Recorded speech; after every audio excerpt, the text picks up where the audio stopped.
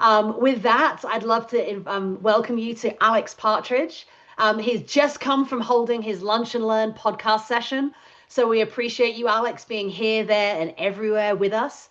But with that, I'd love to turn it over to you.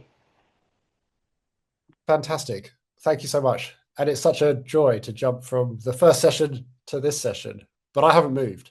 It feels like I've jumped from one room to the other, but it's great to be here. Thank you so much for the lovely introduction. I would like to say, I guess, the events that led me up to getting my ADHD diagnosis, how that came about, why I started my podcast called ADHD Chatter, and really, probably most importantly, after now having spoken to 300 experts on the topic, what I've learned, trying to really summarize all of those hours of conversations into the key learnings and understandings of what ADHD actually is, how it can manifest and how it can show up. And most importantly, things we can all do to advocate for people that we know and love with ADHD, or whether it's ourselves who are living with it. How can we mitigate some of the challenges, but also find the strengths that lie within having a brain that perhaps works a little bit differently? Because I truly believe that great minds do think differently. But my journey starts when I was at university. It was 2010, and I started a company that would nearly kill me. Social media had just sprung into everyone's conscious. That was the year I started a social media brand called Unilad. And I remember running down to my housemate's room and saying, "Philip, what do you think of the name Unilad?" And he looked at me and said, "Yeah, that's really cool, man." So with a focus group of Philip, the name was stuck. And I remember becoming completely hyper-focused and almost obsessed with this brand. And it grew incredibly fast. So fast, in fact, that I remember getting an email from a pizza company, the UK's largest pizza company, offering me an amount of money to be promoted on the Facebook page. And I thought, if I somehow conquer the anxiety that I was feeling at the time towards going to my university lectures and get a degree, what this pizza company is offering me was considerably more than I would get as a first year graduate. So I impulsively left university and I went home back to the southeast of England to grow this brand called Unilad. I remember sitting in my bedroom, and I had Unilad on one screen, and I was getting very overwhelmed. It had millions of followers. It had an email to go through, brand deals to coordinate, and I needed help. And I remember I put out an advert asking for help, and I met these two men, and we were all going to go into business together. And they presented me with a business agreement to sign. And I remember that day like it was yesterday. There was something inside me that was screaming at me, telling me, "Do not trust these two men." My intuition was saying, "Run, stand up and get out of there." But there was also something deep inside me that day that didn't know how to say no. And I picked up the pen and I signed the piece of paper. And very shortly afterwards, I had been removed from the business, completely kicked out of the company that I had started when I was at university. I immediately filled with thoughts such as, "Why are you so stupid? How could you be so foolish?" I went to see a solicitor. The logical side of my brain was up for the fight. I thought, this is my company. I'm ready to go to war for it. I started this at university and they've stolen it from me. He looked at what I had signed and he said, "They're not allowed to have done this. But if you want to fight this is going to be won or lost in a courtroom. And you're going to have to give evidence on the witness box." The emotional side of my brain panicked. The idea of me stood in a busy courtroom with all of that attention on me was completely overwhelming. And I stood up from my lawyer's office and I ran out and I went to buy a bottle of vodka. And I can only tell you what the nurse told me when I woke up in hospital the next morning. She said that apparently two members of the public had found me in an alleyway. I was still clutching the bottle, apparently. I tried to stagger away, I tripped, and I hit my head on a wall, and they called an ambulance. And as the nurse was telling me this, I remember feeling this huge amount of shame and anxiety and guilt and embarrassment. And in that naive state, I knew that the only thing that would cure that feeling of shame and embarrassment was more alcohol. And I knew there was a shop near the hospital. And I stood up from the hospital bed, ran out of the ward, tried to get out of the hospital. Security had been called. Before I knew it, I was being restrained on the floor with my face pressed against the cold hospital floor. And I remember looking out, and I made eye contact with my mum and dad. They had been called to the hospital. And I saw this look of absolute fear and desperation in their eyes. They didn't know what was wrong with me. I didn't know what was wrong with me. I didn't understand what was causing this tremendous anxiety. That took me to Alcoholics Anonymous, where I first heard the four letters, ADHD. But I didn't think too much of it at that time. I was so hyper-focused on the court case. 2 months later, the court trial happened in London, in England. I was cross-examined on the witness box for 6 days. Even the judge said it was excessive. But he was very accommodating, the judge. He let me take regular breaks. He let me notify him when the anxiety was getting too much. And I got through it. Fast forward after the trial, another month, I was at home and my telephone went, and it was my lawyer. And he said, "Alex, are you on your own?" And I said, "Yes." And he said, "You've won everything. You've won the company back."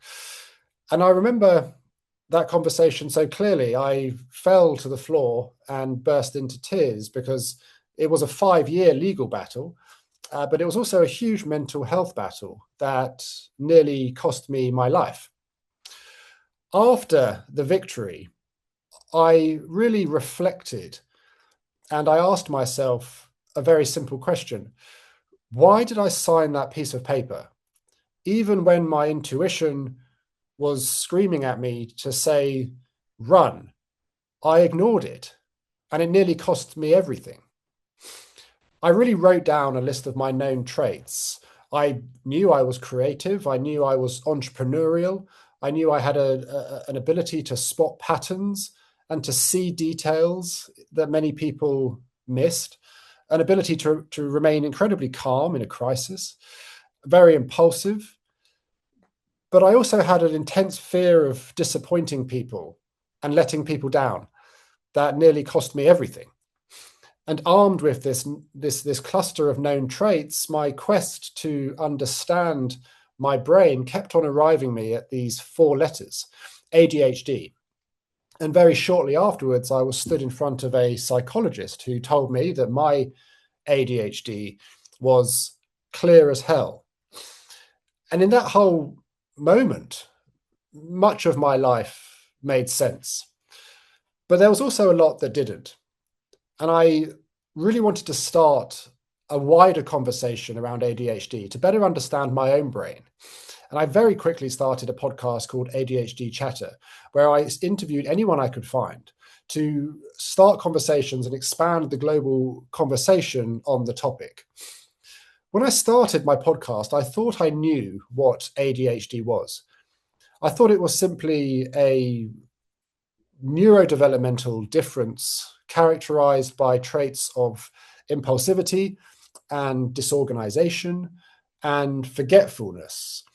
And all of those things are very much there, and we can discuss some of the strategies to manage them later. But what I discovered also about ADHD on my podcast truly shocked me. And that's that children with ADHD are exposed to 20,000 extra micro rejections in their early years. 20,000 little emotional cuts simply for being them. Comments from others such as, "Why are you so sensitive? Why are you so dramatic? Why are you crying?" Stop biting your fingernails. You're too much. You're too sensitive. Stop fidgeting. You're very weird. Why are you doing it like that? Sit down. Be normal.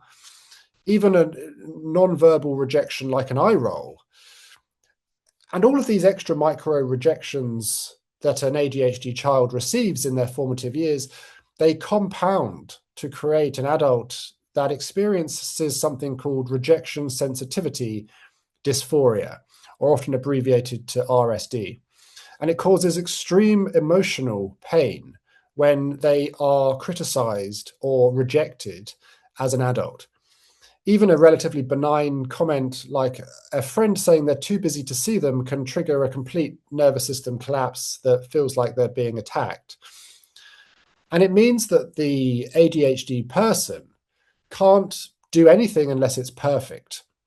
They'll stay up all night to complete that piece of work simply because the idea of their boss or their teacher making a tiny correction to it is too painful to even imagine.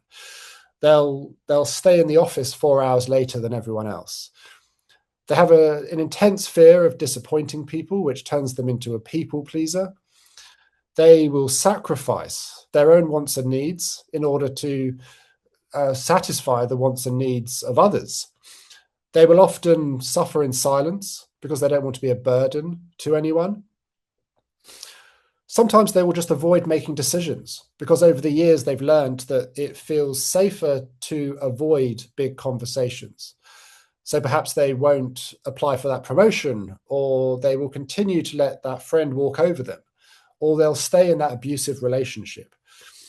Rejection sensitivity dysphoria will cause somebody to sign a bad business agreement simply because the idea of saying no is too painful.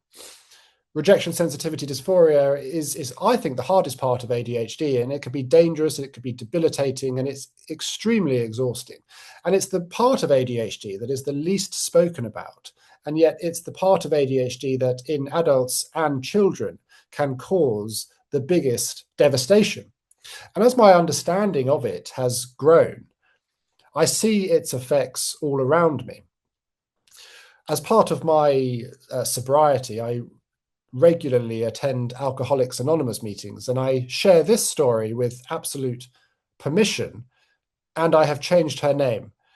I was in a meeting some time ago, and a lady shared, she said, "My name is Bethany. I have ADHD. I am an alcoholic. I was sober for 7 years, but last weekend I relapsed." And she said that last weekend she was sat in the office, 7 o'clock, ready to clock off for the weekend, and her email pinged, and it was her boss. And the email said, "Bethany, have a lovely weekend. Can we have a quick chat on Monday morning?" That's all it said. She instantly catastrophized and filled with horrible thoughts such as, everyone in the office has suddenly realized that I'm useless. I'm definitely going to get fired. Everyone has only tolerated me all this time, and they all definitely hate me. On the drive home, she picked up 2 bottles of wine. She got absolutely drunk on Friday night. She drank again on Saturday, and on Sunday she didn't sleep. And she went into work on Monday morning trembling and shaking, and she sat down in her boss's office, and he said, "Bethany, I would like to offer you a promotion." Now, that story has a relatively happy ending, but it shows you that in the absence of context and clarity, rejection sensitivity dysphoria will assume the worst case scenario.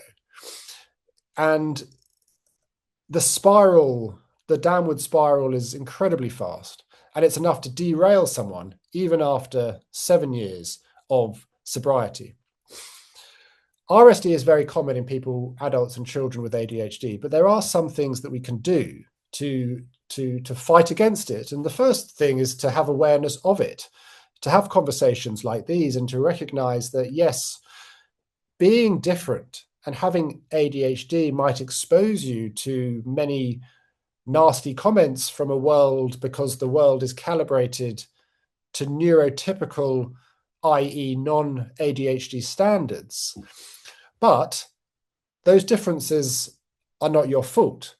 You're not broken, you're just different, and you are enough. And if those comments are not your fault, then RSD and your reactions to criticisms today are also not your fault. And when you have an awareness of RSD and you can remind yourself of that in moments when you do feel that deep emotional pain, when someone criticizes you, you can hold out RSD metaphorically in your hand in front of you, and you can look at it and stare at it in the face and say, this intense emotional response that I'm feeling now isn't based in reality. It's not me, it's RSD. And when you do that, you can really depower the effect that it has on you.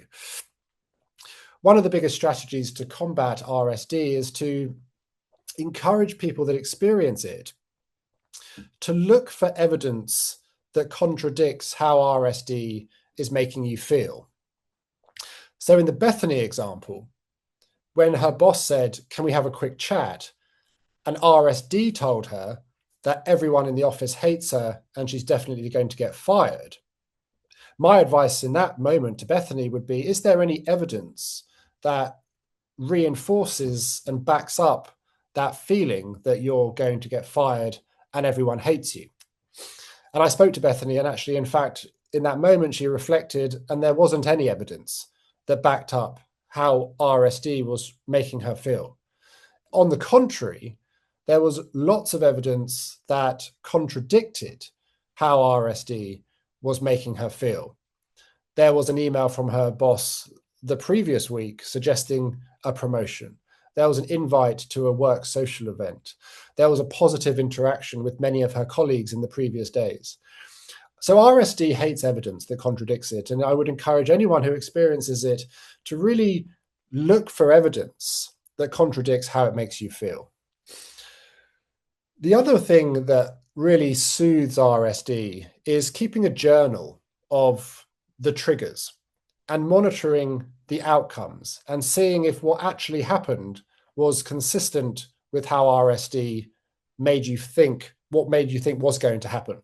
So sticking with the Bethany example, in that moment, and she said that she really journaled that afterwards, and she said, RSD made me feel like I was going to get fired, and RSD made me feel like I was a burden to everyone and everyone hated me. But afterwards, I recognized that none of that was true. I wasn't going to get fired. Nobody in the office hated me. And I was able to document that entire event. And once you have many events, such as that example, that you've documented, you end up collecting this evidence of previous triggers and previous events. And then when you've got this journal of evidence, you're able to reflect on that and recognize that when you do have an RSD trigger again, the chances are that this is going to be a repeat of the pattern of the previous 10 examples. And in fact, that the intense emotional pain that you're feeling right now isn't proportionate and based in reality. And it's a disproportionate response because you were criticized 20,000 extra times when you were a child, and it's not a true reflection of what that person has said today. And that leads me on to the next and final point in how to manage RSD, which is when you are triggered and you do feel that emotional pain and you do feel that intense feelings that everyone dislikes you and you're useless, and the horrible feelings that people with RSD tell themselves when they are experiencing a criticism, to remove yourself from the situation if you can, because a lot of the time, if you respond when you're in that heightened state of emotion, the response won't be proportionate to the comment that has triggered you. Say, example, your boss asks you for a quick chat without any context, or a friend replies to a text message with a thumbs up emoji. Or I had a great podcast guest called Ned Hallowell, and he was doing a big talk at Harvard. And and he did a big speech, and he got a standing ovation, and it was fantastic.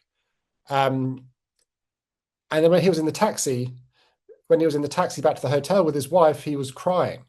And his wife said to him, "Ned, why are you crying? You've just done a fantastic speech at Harvard and everyone gave you a standing ovation." And Ned said, no. Ned said, "No, I'm awful. I'm terrible. Everyone thought I was useless and hates me."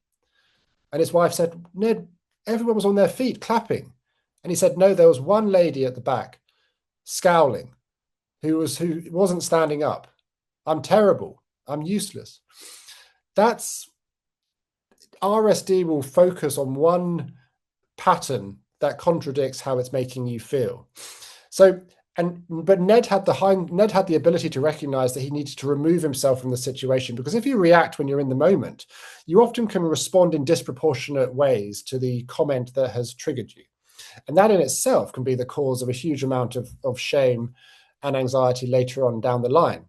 So when you are triggered and you feel that deep emotional pain, remove yourself, have a state change, go for a walk, step into the other room, distract your nervous system, bring yourself down from that heightened state, perhaps run your hand under cold water, do breathing exercises, or jump in the air.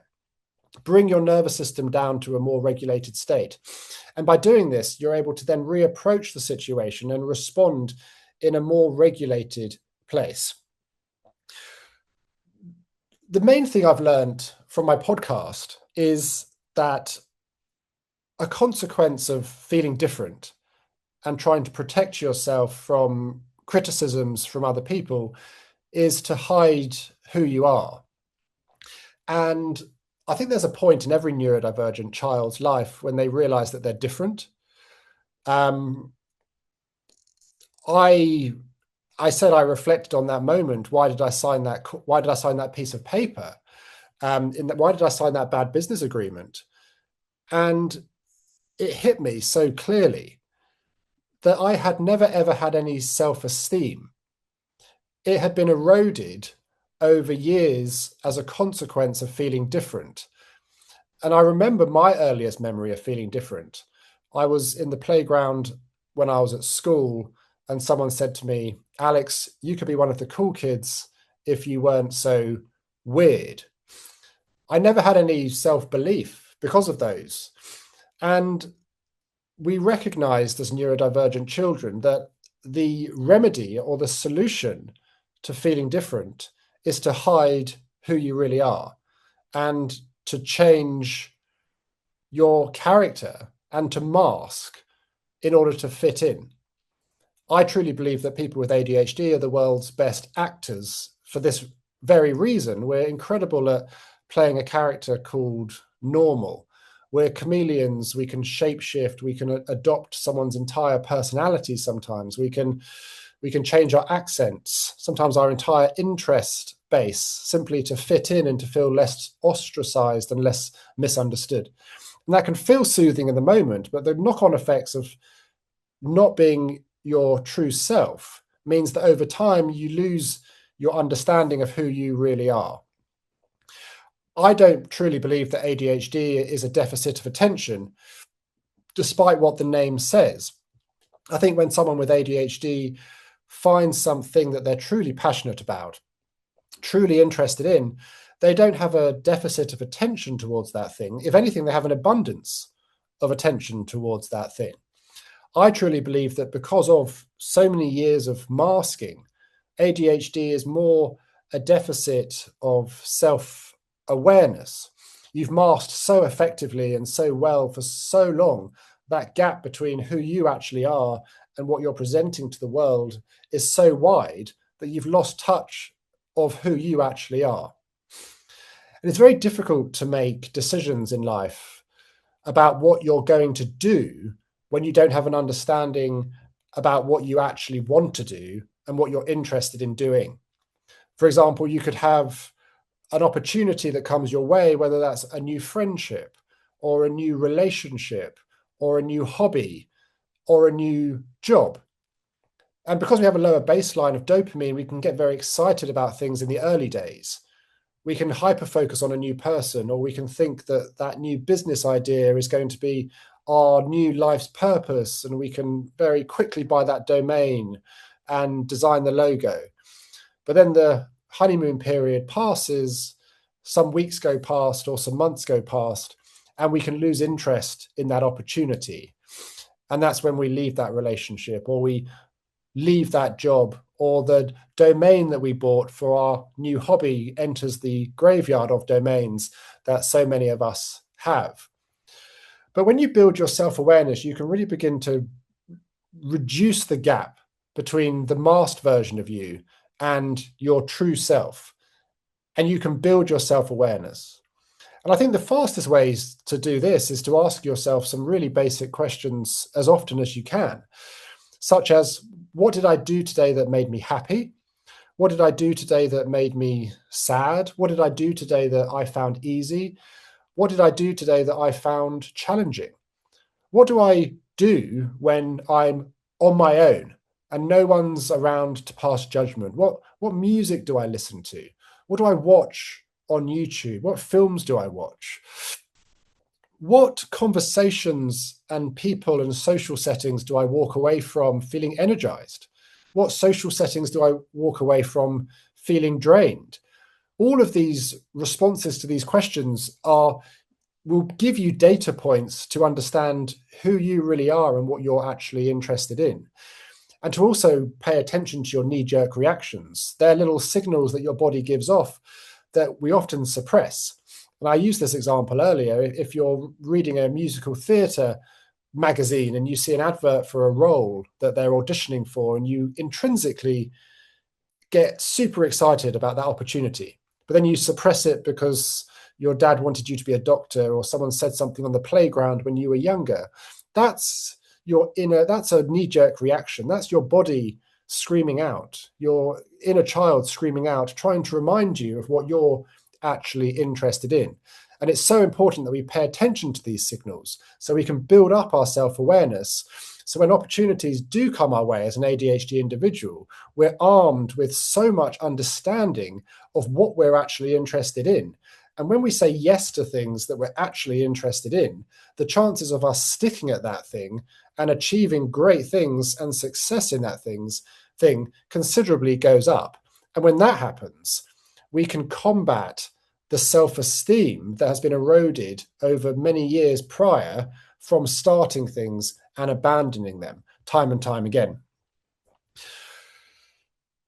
One of the biggest things that have really come into my focus since my ADHD diagnosis and starting the podcast, and it was actually Ned Hallowell, again, the great Harvard psychiatrist who I interviewed when he was in London, brought to my attention, and it's fascinating. And he told me that people with ADHD have a very odd perception of time. We are either in the now or we're in the not now. Things are either in our immediate proximity and we can focus on them, give huge amounts of attention to them, or things are in our past or our future and they can cease to exist. It's like object permanence, but amplified. Out of sight, out of mind is a real issue for people with ADHD. It's the reason we can forget to reply to emails, or we can put clothes in the washing machine and then forget to empty it because we've gone upstairs and moved on with our life, and the washing machine is in our past and it's out of our now, and it doesn't exist until we walk past it again and smell that smell of damp, for example. There's funny examples in that. However, he told me, which I found fascinating, was that things that are out of sight and out of mind can also apply to personal achievements. We can literally forget that we're capable of doing things. And this sounds unusual to people that don't have ADHD, but success amnesia, I truly believe, is a real hurdle that needs to be understood in order to progress in many areas of our lives. Many people with ADHD are phenomenal at doing things. You know, we can achieve things. We're very, very, very capable. But then we move on very quickly and we're on to the next thing and we forget what we're capable of doing. And imposter syndrome can hold many people back. It's so important to counter this by really collecting evidence of our accomplishments and bringing that evidence into our now. So when we're tasked with doing a similar task again, we have that evidence right in front of us that reminds us that we're capable of doing it. And that goes a long way to reducing the anxiety that comes when we don't have it.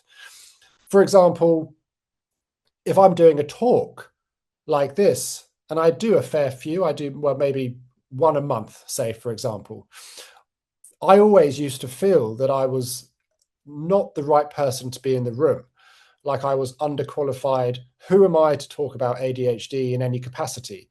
And it caused me a huge amount of anxiety and often actually stopped me from putting myself forward for further events. But then I started to collect evidence. After the talks, I often was fortunate enough to speak to people, and often the feedback was positive, such as, Alex, we really enjoyed that. Alex, we thought that was interesting. We never knew that before, Alex. And I really wrote those comments down.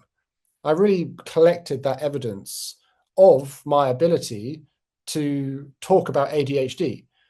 So when I then did my next talk, I brought the pieces of paper that had the evidence written down on with me, and I read them just before I was going to walk on stage or join a virtual talk like today.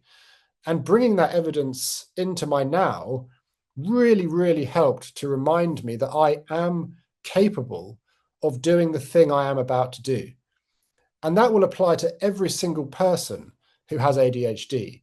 Whatever things you're doing in your life, it's very easy to forget and lose confidence in our ability of doing them, and therefore get huge anxiety when we try to do them again, or we just won't go there and we'll say, I'm not capable of doing that. I'm too fearful to try it, even though you've done it before. Bringing evidence of your ability and transferring that evidence into your now, into your immediate proximity, makes it real. And eventually it will be stored in your subconscious. You'll build up this data bank in your head of your ability. And that will go a huge way to squashing the anxiety and the feelings of being an imposter next time you do the task. Since starting the podcast 3 years ago, it's been incredible to recognize how many mistruths and just myths there are surrounding the ADHD conversation. And they can be really damaging when you don't understand them and you don't try and debunk them. You know, one of the biggest ones really is that only boys can have ADHD. And I know that it's probably widely accepted in this group that that's just not true, but it's amazing how many settings I go into where it's still the belief that ADHD is only a boy condition. And obviously we know that boys and girls, men and women can have ADHD in equal measure. And yes, they can present slightly differently depending on a number of factors. Women are often more internalized and better at masking. Women and girls generally in the conversation have been let down tremendously. We're seeing a huge wave of awareness and understanding, which is fantastic, and a huge increase in diagnoses in women, which is incredible to see. And the first myth is that ADHD can be diagnosed in men and women, boys and girls, in equal measure. The second myth is that ADHD is only a physical hyperactivity condition. Again, many boys were missed, many girls were missed because they didn't present the stereotypical presentation that many people think ADHD is. ADHD can be very quiet. ADHD can be very still. I truly believe that I have that type of ADHD. I described my mind as having 10 highly caffeinated squirrels all barreling around in my head. I've always had this internalized hyperactivity, this internalized chaos sometimes. And in some environments, those squirrels can cause a huge amount of creativity. an ability to think fast and to be impulsive and to start businesses. But in other environments, those squirrels can be a huge source of anxiety where they've got nowhere to go. And I remember, again, when I was at school and I was sat in a classroom and those squirrels had nowhere to go, I was happily daydreaming, sat in the back of the classroom, and the teacher pointed at me and said, "Alex, do you know the answer to this question?" And all of the other classmates turned and looked, and I felt my heart rate speeding up. My face went bright red, and I stood up from the classroom and ran out, and I found someone in the corridor, and I said, "Please call an ambulance, I'm having a heart attack." And when the paramedic arrived and they reassured me that I wasn't having a heart attack, I was having my first anxiety attack at 7 years old. So ADHD can be very still, it can be very quiet, and that's why it's often not picked up in many people. The hyperactivity can be very internalized and it can be very still. The third myth is that people with ADHD don't try hard enough. Reflecting on the internalized chaos, I truly believe that people with ADHD try so much harder than many people simply to achieve often the same amount of productivity and output. I think people with ADHD have so much more to contend with. You often feel like you're swimming against the tide. You've got this intense fear of criticism and rejection that's always on the mind. You're always fearing disappointing people. You're always worrying about how you're coming across. So you've got the mask that's always having to be upheld. I often describe ADHD as being like the well-trodden analogy where there is a beautiful swan on a completely flat lake, and people see the beauty and the magnificence of the swan, and they think that they're amazing and they're capable of doing incredible things, but they don't see the swan's legs frantically flapping underneath the water, desperately keeping them afloat. It's the invisible struggle sometimes that many people with ADHD experience. And of course, when you don't recognize that and you don't have an understanding of that invisible workload, and all you see perhaps is somebody who is very overwhelmed, perhaps they're lying on the sofa because those highly caffeinated squirrels are on overdrive. Each one has a different idea, putting them in a different direction, and they get completely paralyzed with overwhelm, and they are physically unable to do anything in that moment other than scroll social media, because that's the only thing that's distracting them from that inner voice telling them that they're useless. And of course, that can look like, if you don't understand ADHD, that exposes them to comments such as, "Why are you so lazy? Why can't you just start the task? Like, what's wrong with you?" And that just further compounds the internal critic that many people with ADHD have.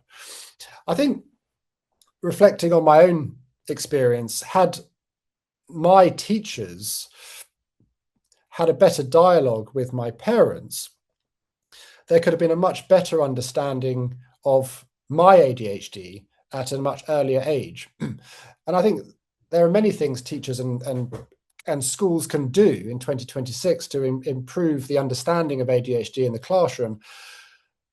Had my teachers had an understanding and almost like a written description of how Alex was presenting and how Alex was behaving in class, they would have written down he was very quiet, he has great potential, he's shy, he's anxious, and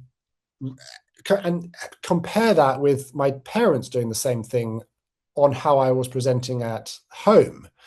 That would have said Alex is very entrepreneurial, Alex is very energetic and creative, and he's starting businesses in his bedroom and all that kind of stuff. Had that happened, there would have been this understanding of the difference and the contradicting nature of how I was presenting at home versus at school. That would have been identified a lot earlier on. And perhaps had that happened, there could have been an intervention and at least a conversation as to why. Why is Alex so quiet? And perhaps the conversation for me would have been started earlier on. there are various strategies and tips and hacks that can help the ADHD brain navigate its way towards success. And I think for me, there's been three major ones. The first one is to always, when anyone starts a conversation with you and they ask something of your time, they ask you to do something. For me, it's always now, it's like starting with no. No is my default response now when someone asks me to do something. Alex, can you do this project? Alex, do you want to go to this party? Alex, do you want to go for a coffee? For me, it always used to be yes. It used to be such a knee-jerk reaction, almost like muscle memory, like avoid confrontation at any cost. Yes, yes, yes, always a yes man. And it got me into so much trouble. For example, if you're walking your dog or you're out having a walk and you bump into a friend and someone says, "Oh, Alex, we're thinking about going on holiday. Do you mind dog sitting my dog?" And it's like, yes, okay, no problem whatsoever. And then you drive off and then you get a text from a friend and then, "Alex, do you want to go for dinner?" You're like, yes. And then you get home and you've realized that you've double booked yourself because you've said yes to two things and they're happening at the same time. And you're going to have to let someone down. So you just get overwhelmed because you can't deal with that. That's too combative and too confrontational. So you just ignore the situation and you ghost both of them. And then you get text messages saying, "Where are you?" Or "You've let me down again. What's going on?" And the shame is huge. All of this could have been avoided if we start with no. I think it's the biggest piece of advice for anyone with ADHD. Train yourself to make no your default. Because of RSD and the people pleasing and the fear of confrontation I mentioned earlier, it's almost like an instant response to say yes, and that can trip us up and get us into a situation where we've overcommitted or we've taken on stuff that we don't actually want to do. But I also recognize that starting with no is hard, and it takes a lot of work to go from being a yes person, someone who takes the path of least resistance in many opportunities, and they say yes to that work project, yes to that lunch date, yes to that new business venture. How do you go from yes to no? And I recognize there is more nuance there. And for me, it was a process. For me, it was, okay, rather than saying no straight away, because that's very scary and combative and terrifying, and I can't possibly do that because I'm going to offend someone. It's, can I let you know tomorrow, for example? Or can I let you know in 5 minutes? Or can I get back to you when I get home? It's just about putting a break, a pause between the ask of your time or the ask of you to do something and the response that you give. Because often when you're in the moment and when you feel like you have to respond in the moment, it can feel very scary to say no. And it feels easier just to say yes and get out of there, and then you've overcommitted, and then you get into that horrible situation I described earlier. So can I let you know in 5 minutes? Can I let you know in tomorrow? Putting that pause, super important. Now I start with no, and ever since I've started with no, I experience like burnout so much less. Because you can use the pause to really ask yourself the questions that are necessary in order to decide whether you should say yes or whether it should be a no. And for me, if it's not like a hell yes, it's a no now. You can really ask yourself, like, what is the data points associated with the thing that the person is asking me to do? And often it's enough for me to actually go, I don't want to do that. And it recognizes that your time and energy is incredibly finite. And obviously saying yes to too much and yes to everything that comes our way is often going to mean that the quality of output is low, and we end up disappointing people, which is terrifying for people with ADHD. The second really biggest tip that I think has helped me the most in business, and it was something I was doing subconsciously before my diagnosis. And I think this is the single biggest tip that has enabled me to take Unilad and Lad Bible from relatively a small Facebook page into a global business. And it's funny because I was doing it subconsciously before the ADHD diagnosis, and now I realize why I was doing it, and it's because I had ADHD. And it's really recognizing like when your brain is at its most optimal, um, what time of day is your brain being most friendly to you and is on your side? And for me, it was really clear. It was in the evenings. My brain is brilliant in between, say, 8 p.m. and 2 a.m. in the morning, and it's very sluggish in the mornings. When I wake up, it's for like 4 or 5 hours. It's just not good. So I recognized that, and I took advantage of that evening brain to help out my morning brain. And what I did was I used that evening brain to really say, okay, tomorrow in business, tomorrow, what are 3 tasks that I need to do in order to progress my mission? What are 3 high priority tasks that should be done tomorrow in order to take the business to the next level? And I wrote each of the 3 tasks on a little bracelet, those little rubber charity bracelets you can buy super cheap on the internet. And I wrote each task on one of them. And I put all 3 bracelets next to my bed. And I went to bed. And when I woke up, I put the 3 bracelets on my wrist. So, firstly, it acted as like a memory jog. Instantly woke up, I had clear direction for the day. These are the 3 things I need to do. And as I went through the day and I completed each of the 3 tasks, I took off the corresponding bracelet and I put it in a bowl. And if I got through all 3, I won. I won the game. So I rewarded myself. I bought myself something off my Amazon wish list, for example. So I was subconsciously using body gamification and memory jogs throughout my entire career before my ADHD diagnosis. And I highly recommend that to everyone.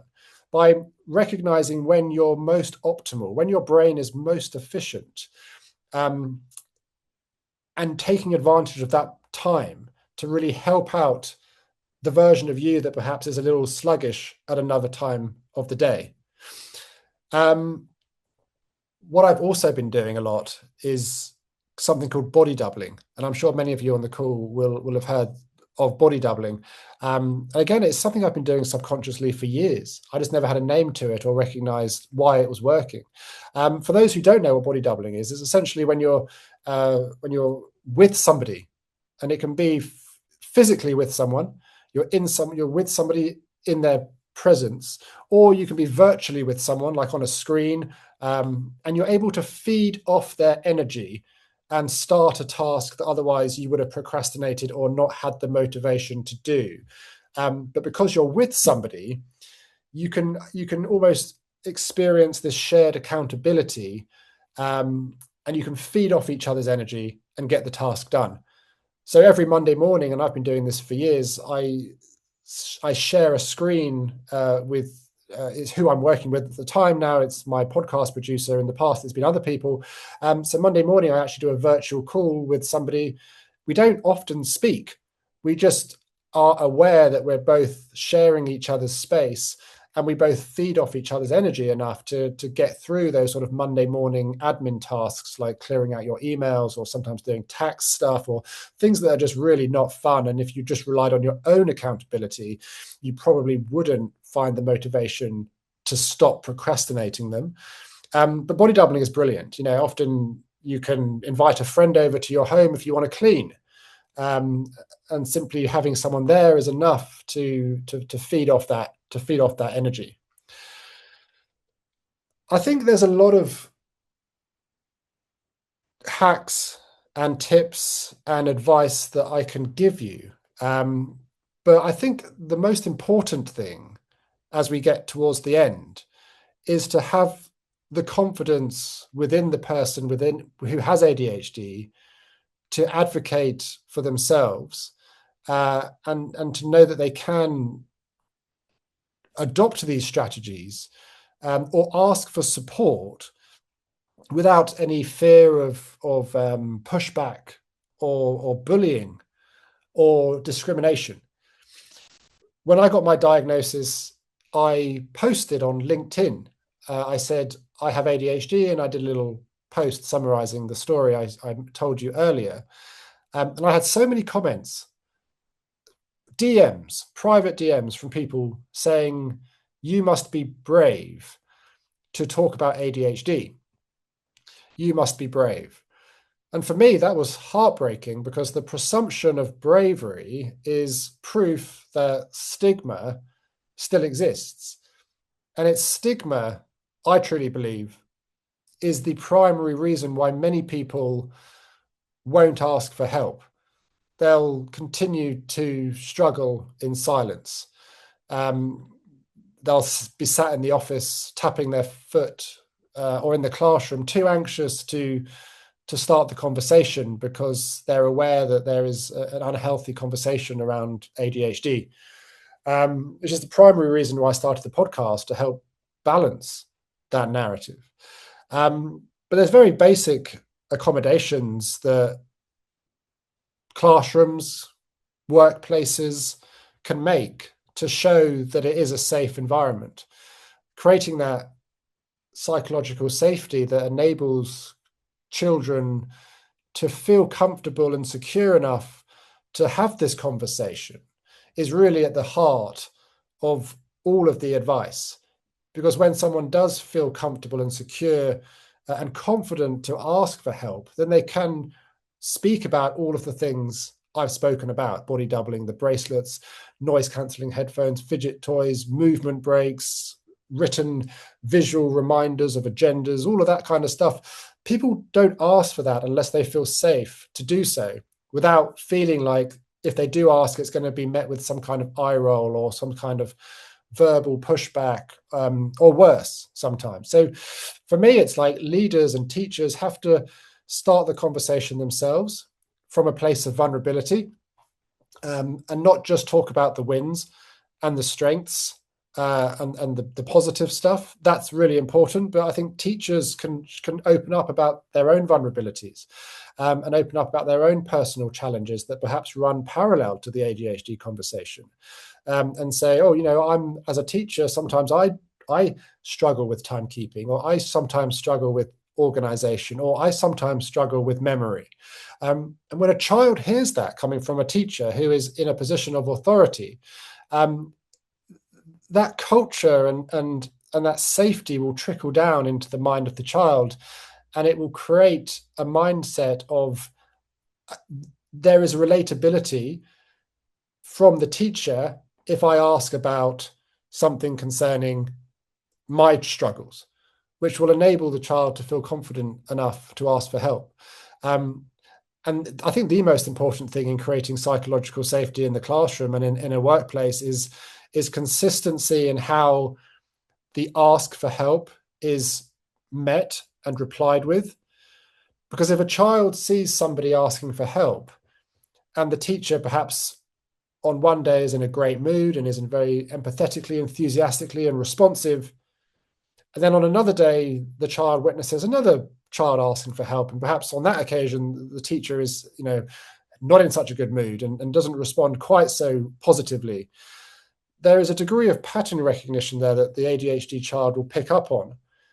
And if there is uncertainty in how their ask for help will be met, then they won't ask at all, because they're entering into an arena where the outcome isn't predictable, or at least certain.